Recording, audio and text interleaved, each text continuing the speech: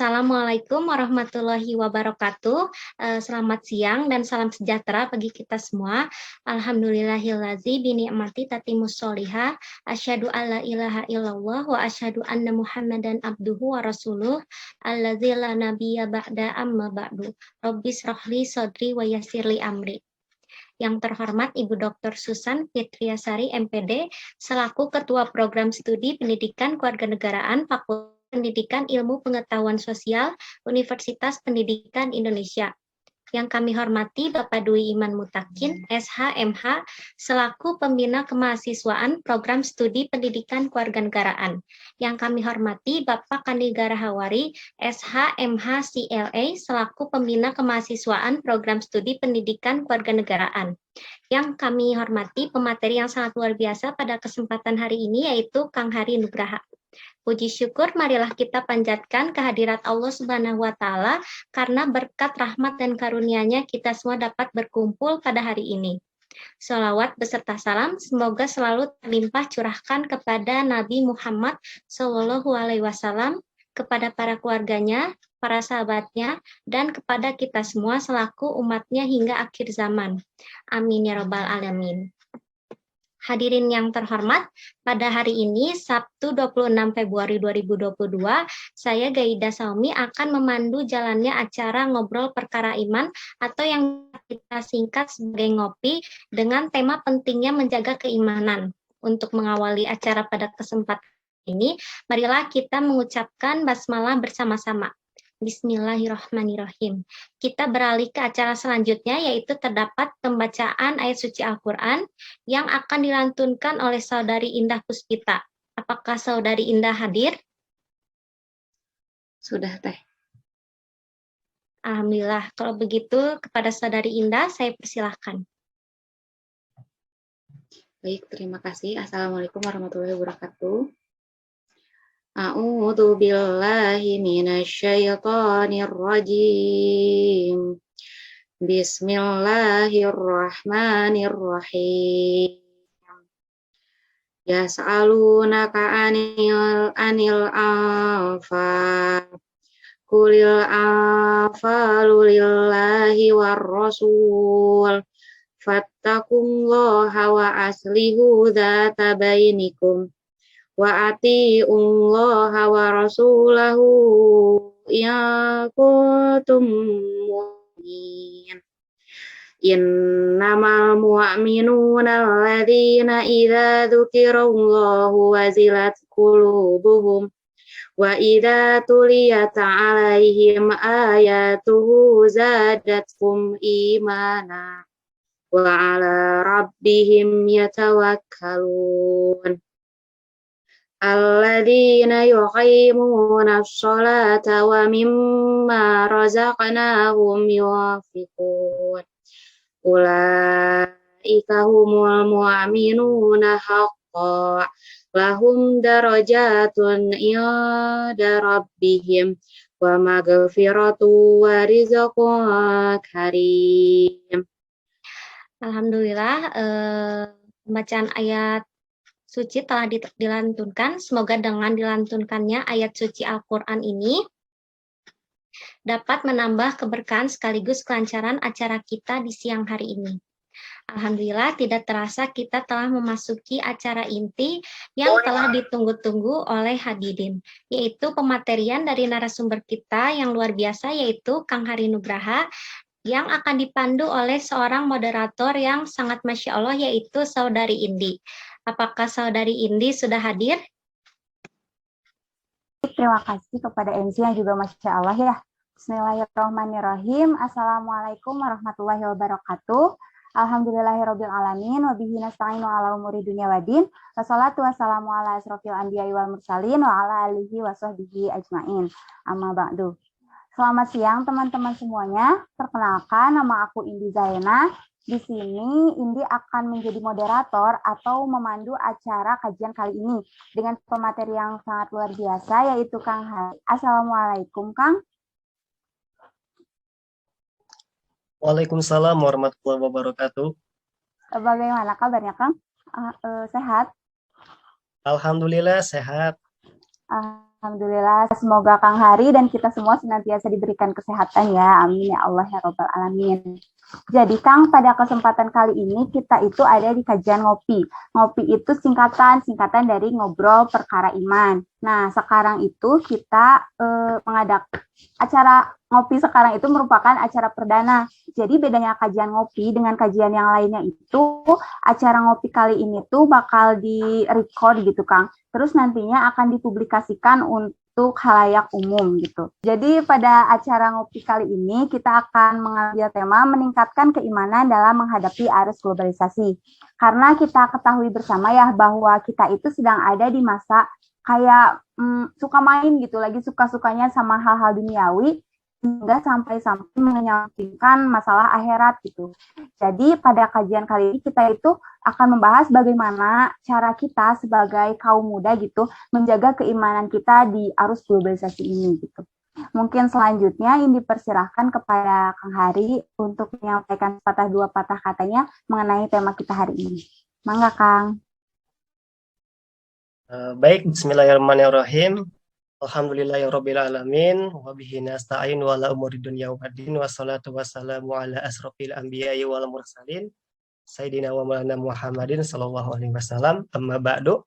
Rabbi sholli sadri wa yassirli amri wahlul 'uqdatam min lisani yafqahu qawli ya fatahu ya alim. Ya fatahu hakim ya fatahu ya mubin. Alhamdulillah. Akang bersyukur kepada Allah SWT dikarenakan masih berikan kesempatan untuk bersilaturahmi dengan teman-teman dari bidang 3 ya. Nah, dan semoga teman-teman semua sehat selalu. Kebetulan pada hari ini kita membahas mengenai perkara iman. Nah, teman-teman semua bahwasanya perkara iman adalah perkara yang agung ya, perkara yang mulia dan perkara yang sangat besar. Jika kita mencoba membandingkan perkara iman dengan perkara-perkara dunia, seperti halnya perkara teknologi, perkara kesehatan, gitu ya, perkara kekayaan, perkara harta, ataupun perkara keluarga, itu tidak ada bandingannya. Karena apa? Karena Allah Subhanahu wa Ta'ala itu tidak akan murka. Allah tidak akan murka, Allah tidak akan marah kepada manusia yang tidak memiliki perkara-perkara yang tadi, seperti perkara mobil, motor, prestasi, ataupun yang lainnya. Allah tidak akan marah. Tapi Allah akan marah apabila manusia ketika di dunia dan juga ketika kembali kepada Allah Subhanahu wa Ta'ala itu tidak membawa iman. Gitu ya. Ingat, Allah akan murka, Allah akan marah kalau manusia itu tidak membawa iman. Karena apa?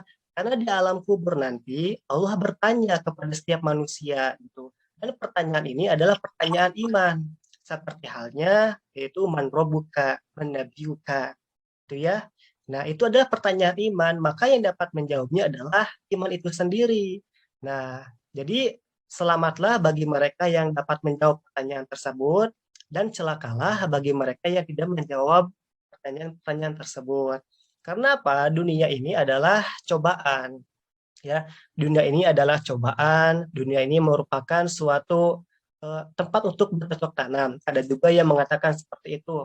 Ya, kata para ulama, ad-dunya madru'atun fil akhirah. Dunia adalah tempat bercocok tanam sekaligus ujian. Karena apa? Allah SWT berfirman di dalam Al-Qur'an gitu ya. Coba nanti teman-teman buka di surat Al-Anbiya ayat 35.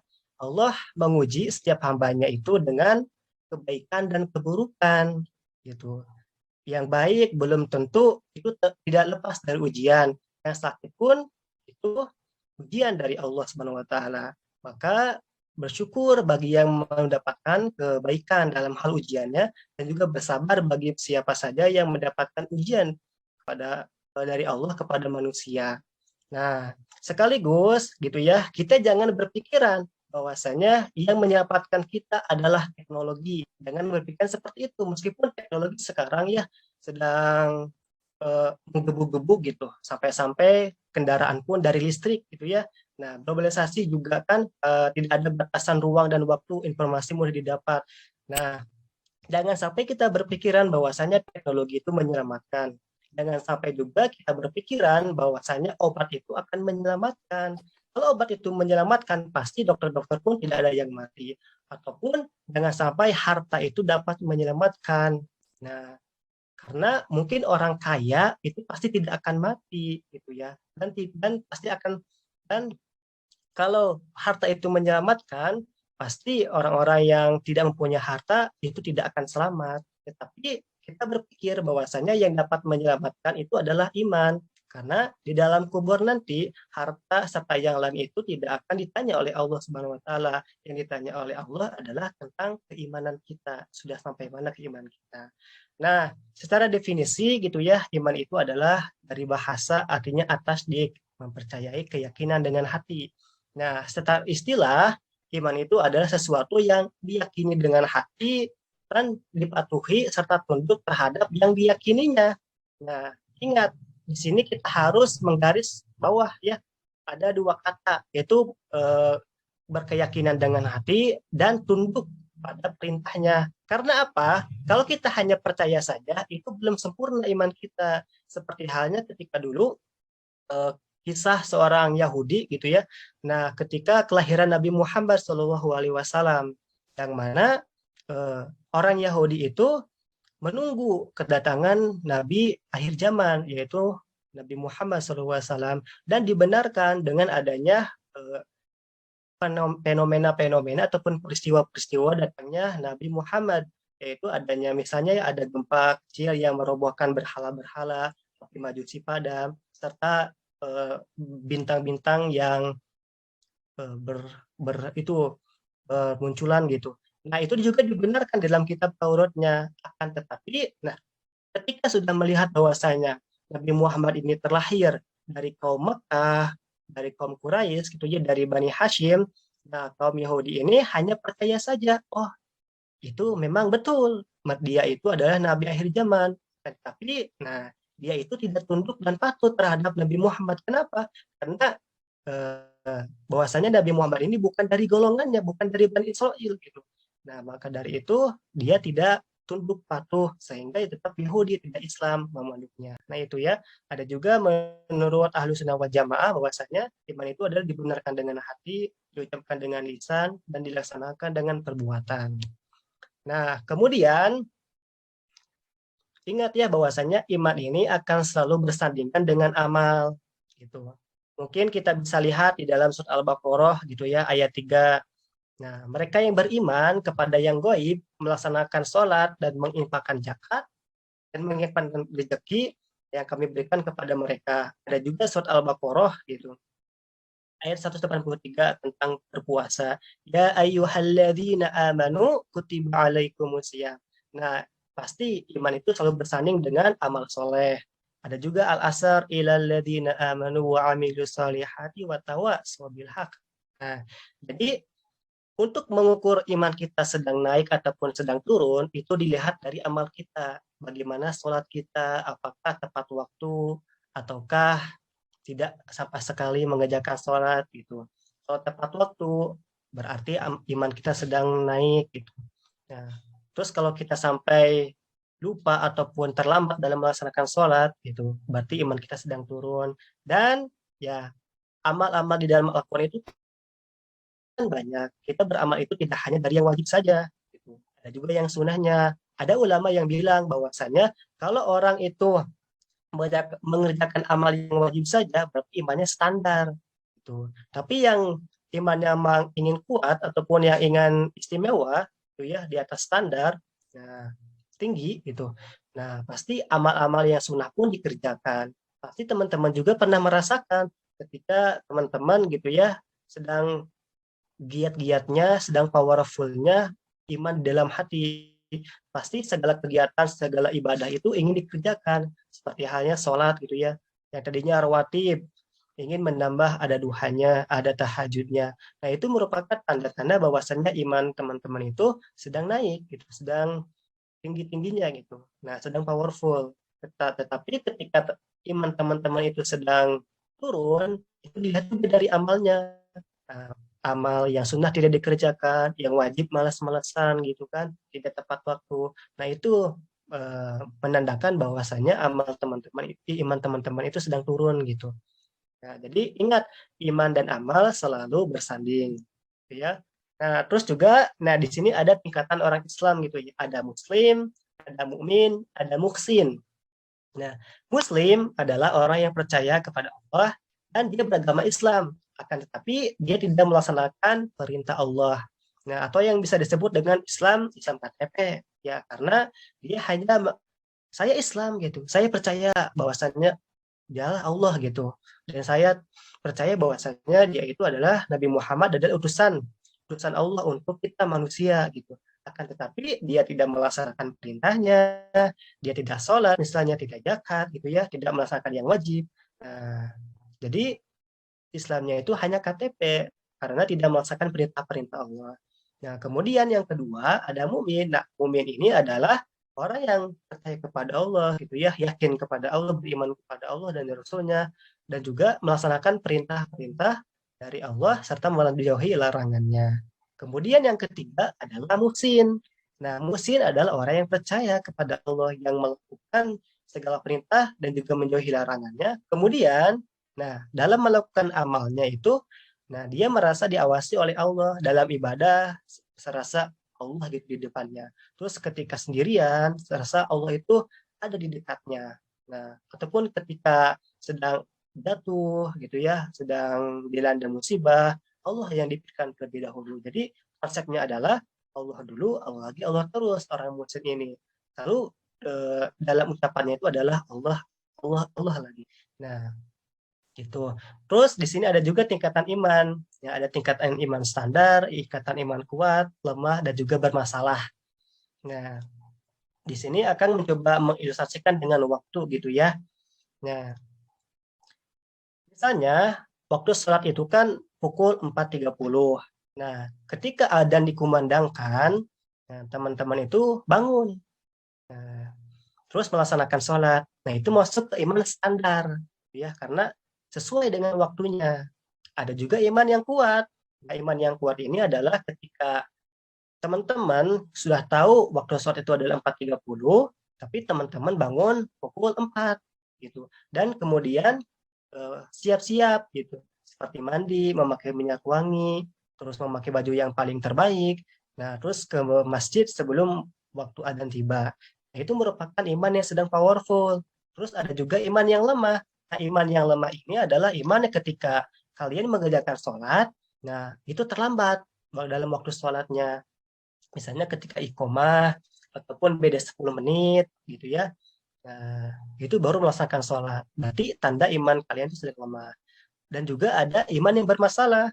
Nah, iman yang bermasalah ini adalah ketika kalian sudah tahu itu adalah waktu sholat, nah tetapi kalian itu asyik gitu ya dengan pekerjaan kalian, misalnya gitu ya, dengan main game misalnya, ataupun baca buku, ataupun sedang mengerjakan yang lain.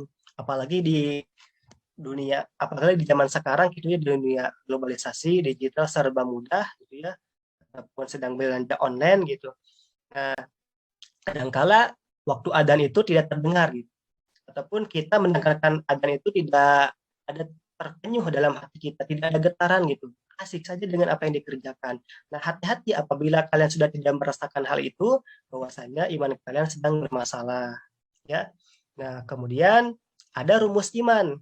Nah, ini teman-teman, bahwasanya iman orang itu tidak akan lurus kalau hatinya belum lurus.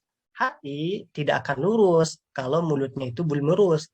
Kesimpulannya, mulut lurus, hati akan lurus. Hati lurus, iman lurus. Nah, teman-teman semua itu berawal dari ucapan, dari mulut kita. Nah, kalau kita melihat bahwasanya itu adalah salah, bohong gitu ya, hoak, nah kita bilang bahwasanya itu adalah hoak, itu berita hoak gitu ya, itu berita bohong, dan kita jangan sampai menyebarkan ke khalayak banyak gitu. Tapi kalau kita melihat ataupun mendengar bahwasanya berita ini benar, maka ucapkan bahwasanya ini berita ini benar, gitu. Peristiwa ini benar gitu. Jangan sampai kita itu kalah dengan mereka-mereka yang menyebarkan hoak gitu ya. Nah, yang pertama adalah ucapan. Ucapan ini merupakan suatu hal pertama yang harus dilakukan oleh seorang muslim ketika melihat yang benar itu benar, ucapkanlah benar, dan juga ketika melihat yang salah itu salah, ucapkanlah salah. Maka dengan adanya ucapan yang positif gitu ya, ucapan yang baik, Nah, itu akan berdampak kepada hati yang lurus. Hatinya juga akan tenang gitu. Ketika hati lurus, nah maka iman pun lurus. Nah, maka hati pun akan menggerakkan seluruh badan kita untuk mengerjakan hal-hal yang positif. Nah, tidak sampai kepada hal-hal yang negatif. Nah, jangan sampai ingat ucapan kita itu penuh dengan toksik gitu ya. Apalagi kan di media sekarang gitu ya, hal-hal toksik itu malah sering disukai gitu. Malah sering malah sering trending gitu ya dengan ucapan-ucapan kotor tetapi trending gitu. Itu kan hal yang tidak baik. Nah, makanya kita harus bersaing dengan ucapan-ucapan tersebut diganti dengan ucapan yang baik, konten-konten yang baik agar ya kita memberikan suatu kebaikan kepada khalayak banyak dan kemudaratan pun akan semakin kalah gitu dengan konten yang kita lakukan. Nah, terus terakhir, nah ini mah hanya ciri iman gitu ya, yang tadi naik turunnya iman itu dapat diketahui dari amalan yang sering kita kerjakan ataupun kehidupan sehari-hari kita. Ingat, kalau iman kita ingin naik, maka amal ibadah pun harus diperbanyak. Gitu. Tidak hanya yang wajib, tapi yang sunnah juga. Namun ingat, kita mengerjakan amal pun harus tahu ilmunya. Jangan sampai kita mengerjakan amal cuma perbuatannya saja. Biasanya pada sholat tanpa tahu ilmunya. Nah, karena kan sholat juga ada ilmunya, ada syarat sah sholatnya, ada rukun sholatnya, gitu. Ada hal-hal yang membatalkan sholatnya. Kalau kita sudah tahu ilmu ini, maka insya Allah sholat pun akan khusyuk, gitu. Dibandingkan dengan orang yang tidak tahu ilmunya, hanya ruku, sujud, Allahu Akbar lagi, gitu. Hanya gerakannya-gerakannya saja. Nah, ini yang harus kita garis bawahi, bahwasanya banyak sekali umat Islam pada zaman sekarang, itu hanya tahu perbuatannya saja, tahu puasanya, tahu sholatnya, tahu zakatnya, tetapi tidak tahu ilmunya. Nah, ini yang harus kita berikan edukasi kepada teman-teman yang lain, gitu ya. Sebentar lagi kan akan Ramadan. Nah, bagaimana tata cara puasa yang baik, rukunnya apa aja, yang membatalkannya apa aja, agar amal kita itu diterima. Nah, karena ingat, setiap perbuatan amal kita itu ada dua level. Pertama level sah, yang kedua adalah level diterima, gitu. Kalau level sah ini kita masih belum masuk, gitu ya, masih belum sampai, berarti ada yang salah dalam perbuatan amal kita itu, maka harus di cross check. Nah, mungkin itu untuk 1-2 patah yang dapat akan sampaikan. Nah, mungkin selebihnya dikembalikan lagi kepada moderator. Baik, terima kasih banyak kepada Kang Hari ya. Tadi Indi setuju ya, ada yang Kang Hari itu mengatakan bahwa jika mulut lurus, maka hati lurus. Ketika hati lurus, maka iman pun akan lurus gitu. Jadi intinya itu kayak kita itu harus menjaga lisan kita gitu ya. Jadi benar tadi jangan toksik gitu, jangan ikut-ikutan mentang-mentang kata-katanya lagi kayak hype gitu, kita malah ikut-ikutan. Jadi nantinya kita ngomongnya kasar dan yang lainnya gitu. Terus tadi juga Kang Hari mengatakan bahwa keimanan itu merupakan kenikmatan yang paling utama ya, karena nanti keimanan yang akan menyelamatkan kita kelak di akhirat. Begitu ya Kang mungkin. Baik Kang, mungkin izin ke sesi selanjutnya, yaitu sesi diskusi. Di sini Indi udah menampung banyak pertanyaan dari teman-teman. Bagaimana Kang Hari sudah menerima pertanyaan-pertanyaan kita? Insya Allah, sepertinya pada semangat gitu ya. Ya, banyak banget ini pertanyaannya. Langsung aja ya Kang ke pertanyaan pertama. Pertanyaan itu, pada era sekarang, aspek teknologi sangat berkembang pesat karena setiap hal memiliki nilai positif dan negatif, maka bagaimana pandangan Islam mengenai perkembangan zaman ini? Gitu Kang.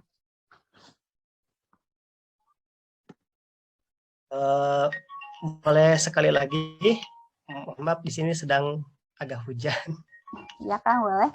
Pertanyaannya, pada era sekarang aspek teknologi sangat berkembang pesat.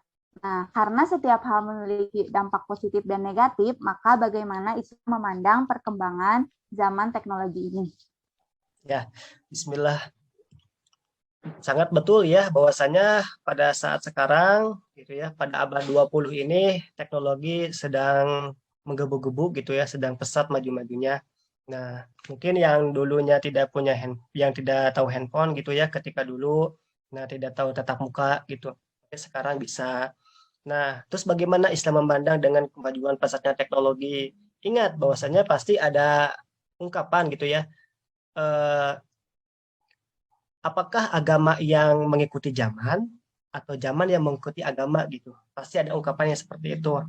Nah, kita sebagai umat Islam gitu ya, nah yang beriman bahwasanya yang pertama itu agama, ya, yang pertama itu yang ungkapannya benar adalah agama zaman yang mengikuti agama gitu. Nah, karena di dalam agama itu kan ada Al-Qur'an. Nah, dalam Al-Qur'an itu sudah dijabarkan tentang kehidupan dunia. Siapa saja yang ingin gitu ya, yang ingin selamat di dunia itu dengan Al-Qur'an, melihat kepada Al-Qur'an kembali gitu. Kita punya prinsip gitu. Allah Subhanahu wa taala sudah memberikan Al-Qur'an di dalamnya dan juga Rasulullah sudah mempunyai wasiat yaitu hadis. Nah, jadi dengan adanya Al-Qur'an dan hadis, nah mau zaman apapun gitu ya, itu kembali lagi kepada Al-Qur'an.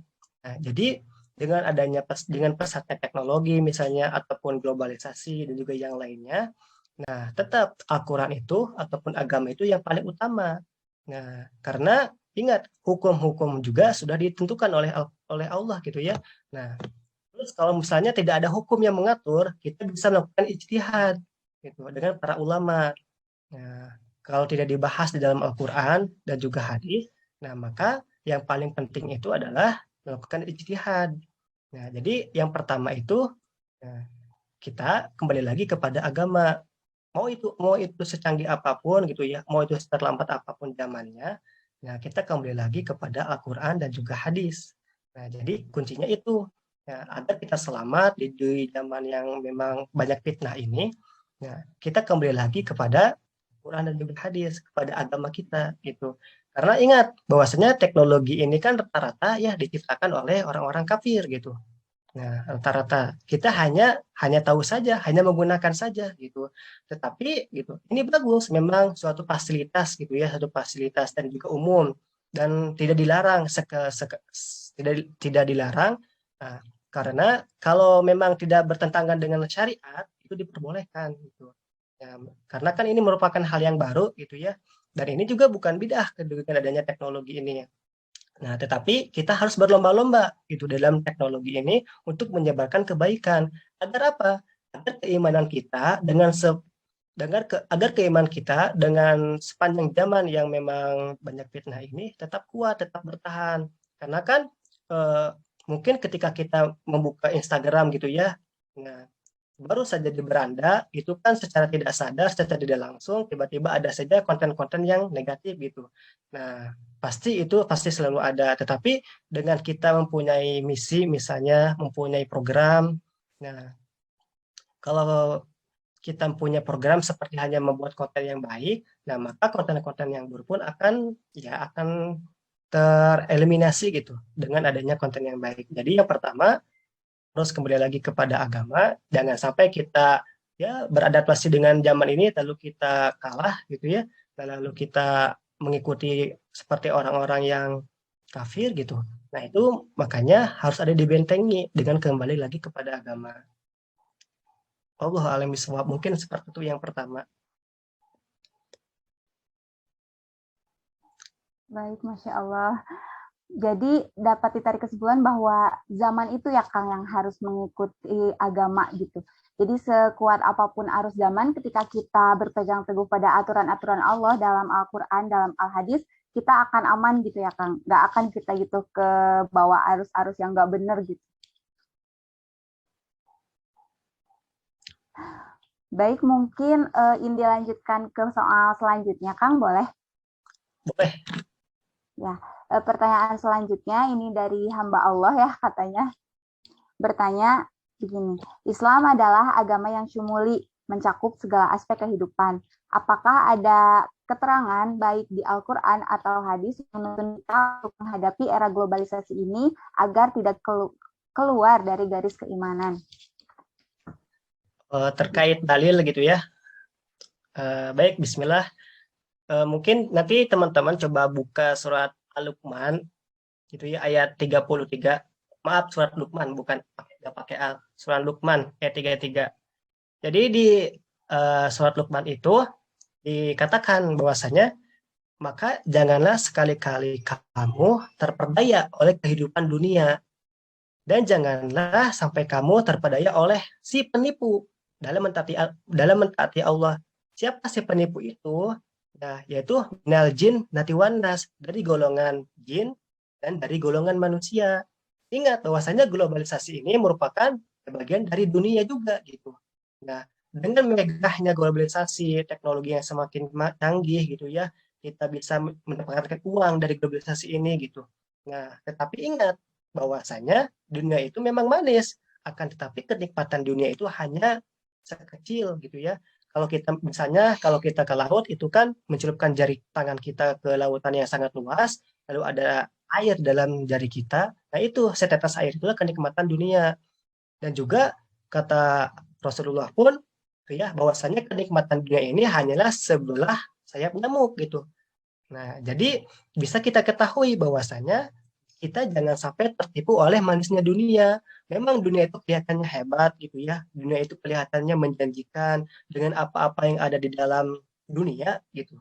Nah, akan tetapi ingat bahwasanya Allah menciptakan dunia itu memang buat kita manusia. Akan tetapi kita manusia diciptakan oleh Allah bukan untuk dunia. Nah, karena kita ada fase berikutnya, yaitu fase untuk ke akhirat. Nah, di akhirat nanti, nah untuk bahagia dan juga kesengsaraan di akhirat nanti itu di dunia ditanamnya gitu, ditentukannya di dunia. Maka dari itu, nah, dengan banyaknya teknologi yang canggih pada saat sekarang, manfaatkanlah, tetapi jangan sampai tertipu daya dengan kecanggihan zaman ini.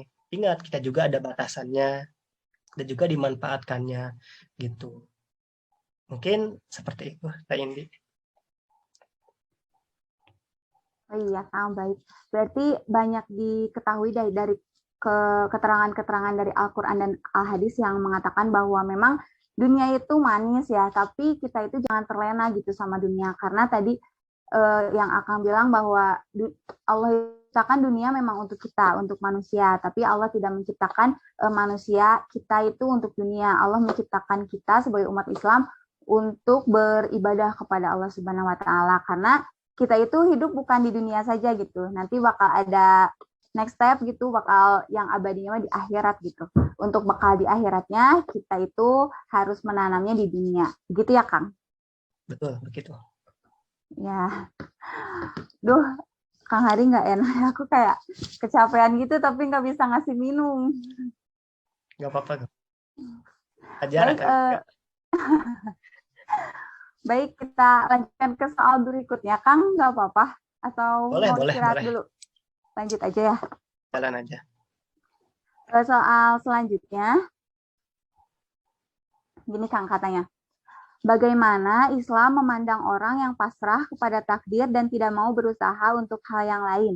Apakah orang tersebut dikategorikan sebagai orang yang kurang keimanannya? Gitu. Jadi ada yang orang yang nggak mau usaha gitu, Kang. Gimana Allah aja gitu. Ya. Menyikapi terkait takdir gitu ya. Bagus, sangat bagus gitu apabila kita menyikapi bahwasanya oh ini ada takdir Allah. Karena dengan kita menyikapi takdir itu sudah termasuk kepada rukun iman yang keenam gitu, bahwasanya Allah juga menetapkan baik itu yang baik, takdir baik, baik itu yang buruk. Nah, yang salah adalah kita tidak mau berusaha. Kita pasrah saja.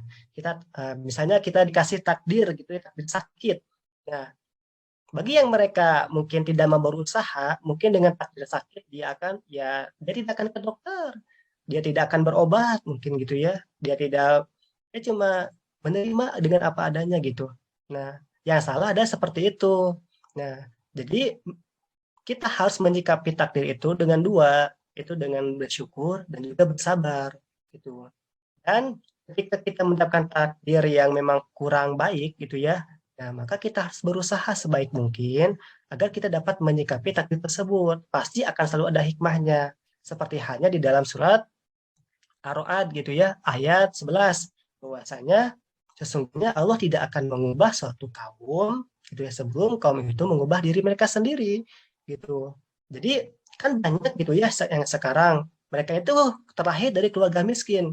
Akan tetapi entah kenapa pas dewasa dengan dia bekerja dengan sungguh-sungguh bisa kaya gitu. Itu juga kan dia dengan adanya rasa sungguh-sungguh tersebut untuk bekerja, untuk merubah nasibnya gitu.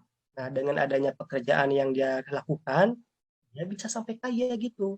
Akan tetapi bagi mereka yang hanya meratapi saja gitu ya, meratapi kesedihannya, meratapi takdirnya, tidak mau berusaha. Nah, ini yang salah gitu.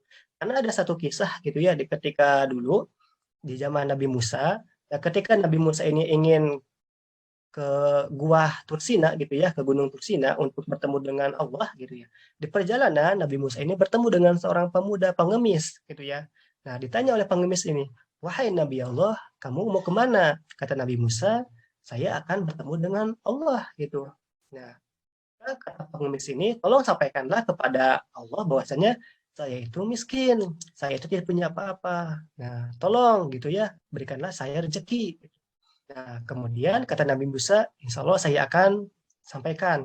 Yang kedua, Nabi Musa ini di perjalanan bertemu dengan seorang pemuda yang kaya. Gitu. Nah, ditanya lagi, wahai Nabi Allah, kamu mau kemana? Kata Nabi Musa, saya akan bertemu dengan Allah. Terus pemuda kaya ini bertanya, wahai Nabi Musa, tolong sampaikanlah kepada Allah, saya itu banyak harta, apa yang harus saya lakukan gitu. Nah, kemudian ketika Nabi Musa sedang bertemu dengan Allah gitu ya. Nah, dalam waktu kemudian Nabi Musa turun gitu. Kemudian bertemu lagi dengan si pengemis. Nah, ketika bertemu dengan si pengemis ditanya oleh pengemis tersebut, "Wahai Nabi Allah, apakah kamu sudah bertemu dengan Allah?" "Ya, saya sudah," kata Nabi Musa. "Lalu apa jawabannya?" Nah, kamu sebagai pengemis dengan ujian yang Allah berikan kepadamu yaitu kemiskinan, misalnya ketidakmampuan, kamu harus bersabar dengan keadaan yang ada. Jangan sampai kamu mencoba me, apa ya, mencoba melawan dengan takdir Allah gitu. Nah, kemudian si pengemis ini kesal gitu ya bahwasanya masa gitu saya sudah lama mengemis tidak dijawab oleh Allah juga malah harus sabar. Nah, maka dengan kecongkakannya itu si pengemis ini tiba-tiba ya ada angin puting beliung. Nah, baju yang digunakan yang satu hartanya itu langsung gitu terbawa oleh angin puting beliung dan juga entah kemana. Nah, kemudian ketika Nabi Musa bertemu dengan orang kaya, nah bertanya lagi oleh orang kaya itu, wahai Nabi Allah, apa yang Allah harus saya lakukan gitu. Nah, Nabi Musa menjawab, kamu itu harus bersyukur bahwasanya dengan ujian tersebut, ya, bahwasanya kamu itu harus bersyukur dan juga berbagi dengan sesama. Maka seketika itu si pemuda kaya langsung mengucapkan alhamdulillah, bersyukur, kemudian berbagi, dan tiba-tiba ya gelas yang tadinya dia gunakan untuk minum, nah yang ada airnya lah tiba-tiba menjadi emas.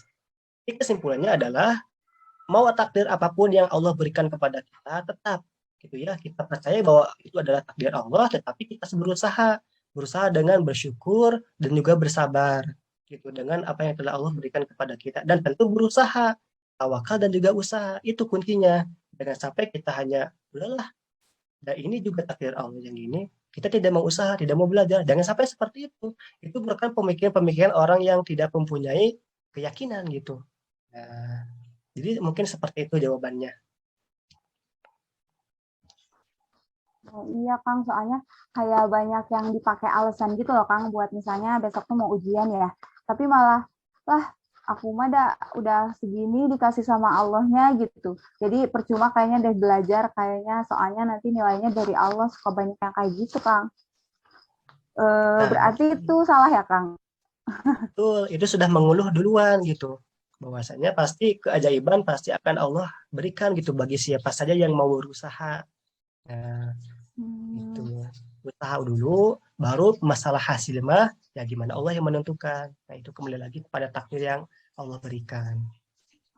Usaha aja dulu ya Kang. Urusan hasil mah kita kembaliin lagi ke Allah gitu ya Kang. Betul sekali. Baik Kang, izin melanjutkan ke pertanyaan selanjutnya boleh? Boleh, Mangga. Pertanyaan nomor 3. Di era digital ini, kita semakin akrab dan semakin biasa melihat perayaan-perayaan umat agama lain di media sosial.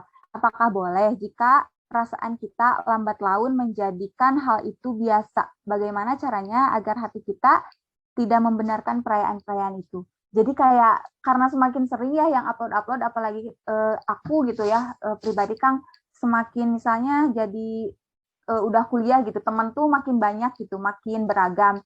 Nah jadi di sosial media aku juga jadi banyak yang kayak perayaan agama ini gitu. Jadi lambat laun juga iya benar aku kayak oh ini lagi ini kayak hal itu biasa gitu. Takutnya itu hati aku tuh kayak jadi membenarkan, takutnya gitu loh Kang. Gimana ya cara mencegahnya gitu? Ya, jadi itu sangat berbahaya sekali gitu ya. Nah, sangat berbahaya sekali bagi kita umat Islam yang melihat postingan-postingan misalnya ya tempat-tempat ibadah ataupun atribut yang ada dalam tempat ibadah tersebut ataupun kegiatan ibadahnya. Nah, karena apa gitu ya? Karena ada juga yang mengatakan bahwasanya kalau kita misalnya gitu ya main ke tempat ibadah orang lain gitu. Nah, itu iman kita sudah dipastikan turun gitu.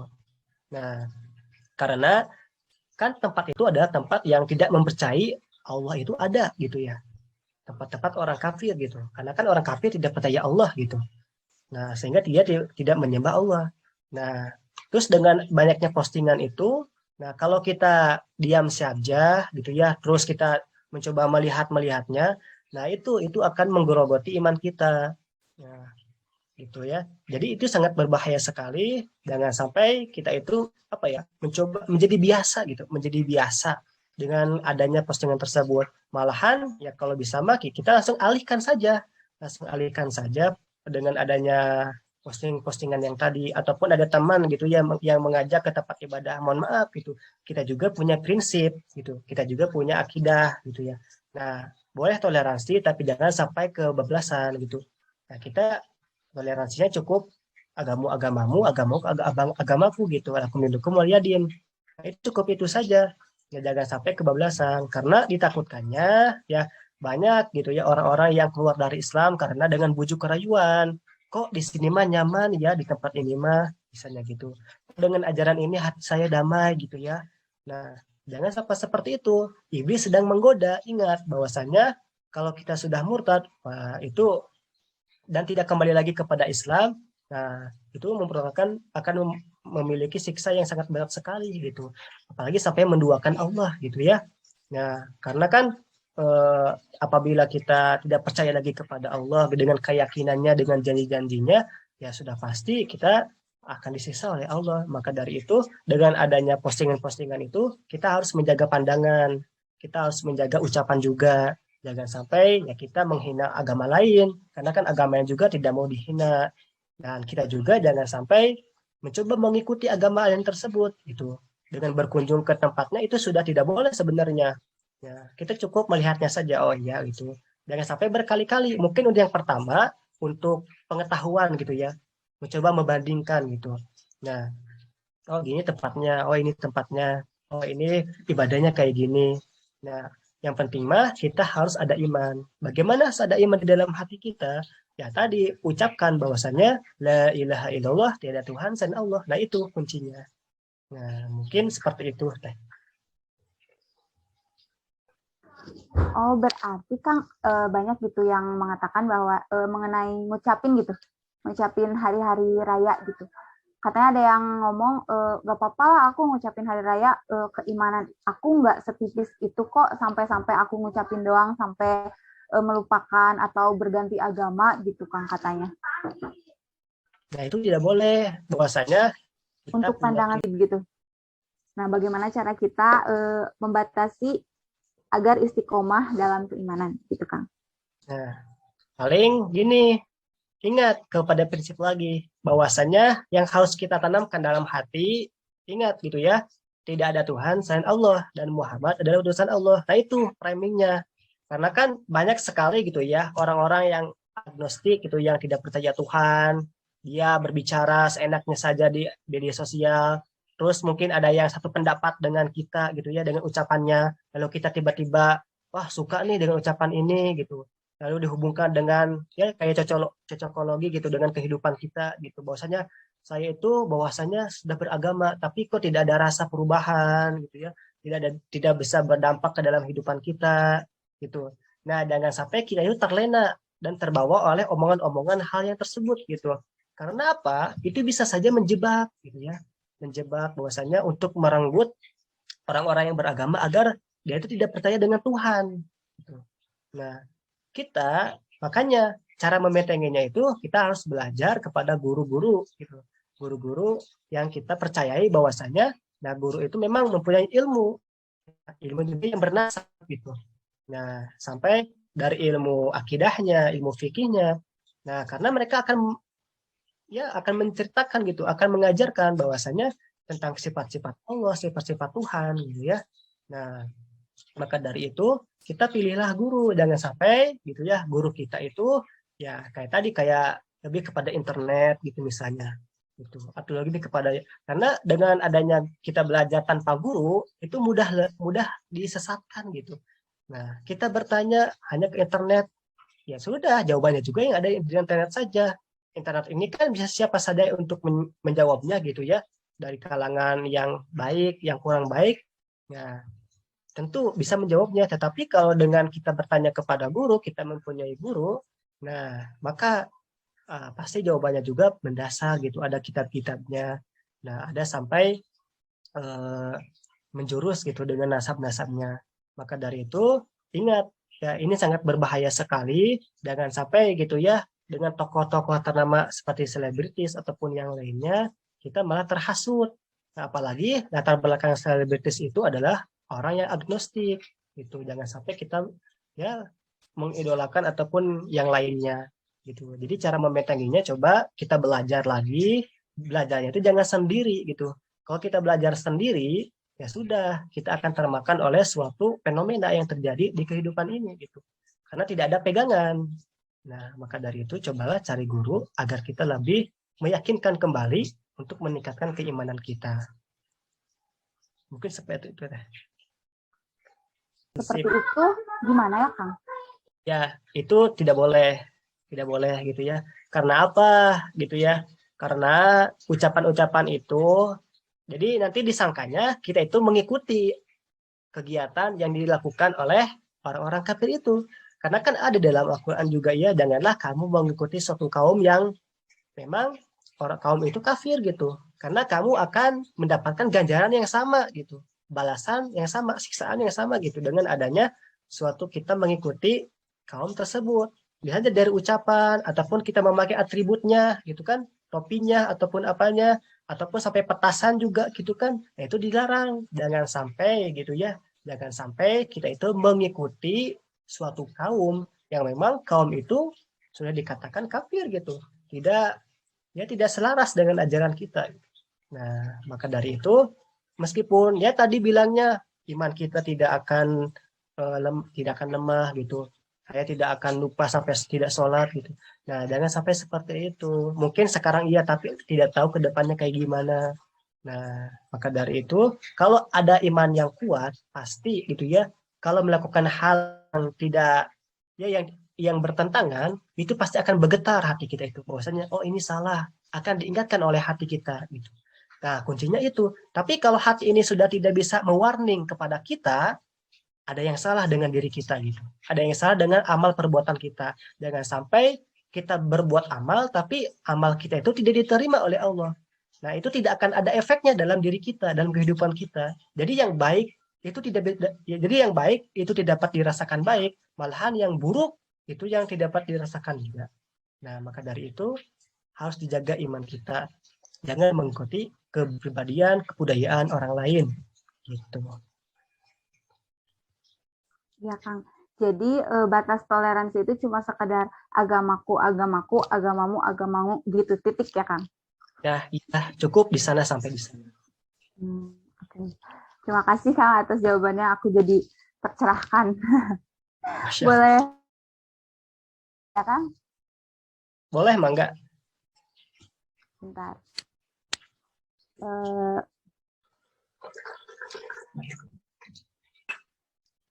Gini, Sikap yang seperti apakah yang seharusnya diambil oleh kaum muslim untuk membentengi diri agar istiqomah dalam keimanan?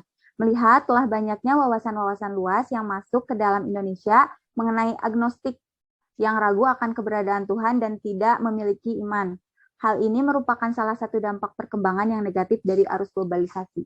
Jadi gimana caranya kita membentengi diri dari, kan sekarang lagi kayak musim gitu Kang, agnostik gitu, kayak open mind. Iya, baik Kang. Jadi kita itu intinya itu harus punya guru yang pasti ya Kang. Jangan cuma ngandelin internet gitu. Kalau misalnya untuk orang-orang agnostik gitu ya Kang, kalau misalnya dijadikan teman itu Kang gimana? Misalnya ada teman kita nih yang agnostik gitu. Mending dijauhin atau kita pelan-pelan masuk gitu Kang?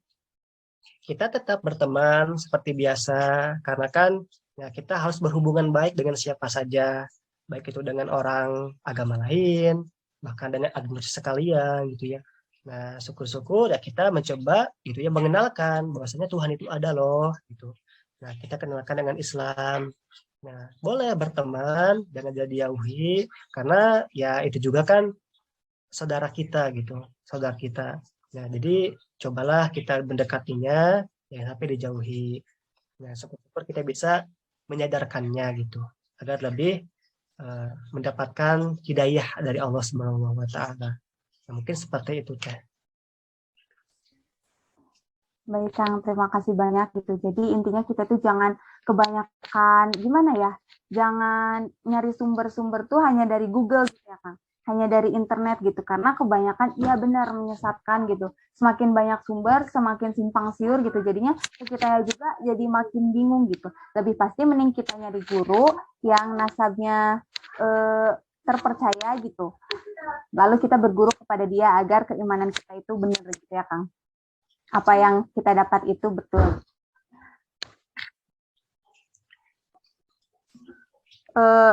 Baik Kang, sebenarnya itu masih banyak ya pertanyaan-pertanyaan itu masih banyak ini tuh. Tapi karena waktunya udah di ujung ya, udah hampir jam 2 gitu. Mungkin nanti bisa ya Kang soal-soal yang lainnya aku tanyain di kesempatan selanjutnya gitu. Boleh. Ya, juga Indi ngucapin terima kasih banyak sekali lagi kepada Kang Hari karena sudah menyempatkan waktunya gitu untuk bergabung, berbicara, ngobrol keimanan gitu bersama kita di sini. Semoga apa yang kita diskusiin kali ini, apa yang kita ngobrol ini akan bermanfaat gitu, khususnya bagi Akang, bagi kita semua, khususnya bermanfaat di dunia maupun di akhirat. Amin. Untuk selanjutnya mungkin Indi izin menyampaikan kesimpulan ya Kang, bahwa keimanan merupakan kenikmatan yang sangat luar biasa karena sesungguhnya hanya keimanan yang bisa menyelamatkan kita di akhirat kelak, dan semoga tahap keimanan kita sampai pada tahap muhsin tadi ya Kang. Terima kasih banyak Indi ucapkan. Sekian dari Indi mungkin. Wabillahi taufiq wal hidayah. Wassalamualaikum warahmatullahi wabarakatuh. Ini kembalikan lagi ke MC. Waalaikumsalam warahmatullahi wabarakatuh. Alhamdulillah pematerian telah berjalan dengan lancar. Terima kasih kepada pemateri atas ilmu yang sangat luar biasa dan juga tentunya terima kasih kepada moderator kita pada kesempatan kali ini yang telah memandu jalan pematerian sekaligus diskusi dengan sangat baik. Sehingga pematerian serta diskusi pada kesempatan kali ini berjalan dengan sangat lancar. Sebelum kita tutup acara ini, akan ada pembacaan doa terlebih dahulu oleh Saudara Wirdan. Kepada Saudara Wirdan, saya persilahkan. Bismillahirrahmanirrahim. Assalamualaikum warahmatullahi wabarakatuh. Hadirin sekalian, sebelum kita memanjatkan doa, marilah kita tenangkan hati dan luruskan pikiran untuk berdoa kepada Allah agar doa kita diterima di sisi Allah Subhanahu wa taala. Nastaghfirullahalazim. Allahumma shalli ala sayyidina Muhammadil awwalin wal akhirin wa sallim radhiyallahu tabaraka wa ta'ala an kulli sahabati Rasulillah ajma'in. Alhamdulillahirabbil alamin, hamdan syakirin, hamdan na'imin, hamdan yuwafi ni'amahu wa yukafi mazidah. Ya Rabbana lakal hamdu kama yanbaghi li jalali wajhikal karim wa azimi sultanik. Allahumma shalli ala sayyidina Muhammad wa ala ali sayyidina Muhammad. La ilaha illa subhanaka inni kuntu minaz zalimin. Allahumma Rabbana taqabbal minna salatana wa syiyamana wa qiyamana wa ruku'ana وسجودنا وتعبدنا وقدرنا وتحسننا تكسيرنا يا رب العالمين. ربنا ظلمنا أنفسنا وإن لم تغفر لنا وترحمنا لنكونن من الخاسرين. اللهم إنا نسألك الجنة. اللهم إنا نسألك حسن الخاتمة. اللهم إنا نسألك علما نافعا ورزقا طيبا وعملا متقبلا. اللهم إنا نسألك سلامة في الدين وعافية في الجسد وزيادة في العلم وبركة في الرزق وتوبة قبل الموت ورحمة عند الموت ومغفرة بعد الموت. اللهم حول علينا في سفرة الموت والنجاة من النار وعافنا الحساب. ربنا لا تزغ قلوبنا بعد إذ هديتنا وهب لنا من لدنك رحمة إنك أنtal wahhab. Ya Allah, berkahilah segala aktivitas kami selama dalam mengikuti rangkaian acara kami, dan jadikanlah sebagai amal ibadah di sisimu. Rabbana atina fid dunya hasanah wa fil akhirati hasanah wa qina azabannar. Subhanakallahumma wa bihamdika asyhadu an la ilaha illa anta astaghfiruka wa atubu ilaik. Rabbana taqabbal minna innaka antas samiul alim wa tub alaina innaka antat tawwabur rahim. Wa sallallahu ala sayyidina Muhammadin wa ala alihi washabihi wa sallam. Subhana rabbika rabbil izzati amma yasifun wa salamun ala mursalin walhamdulillahi rabbil alamin.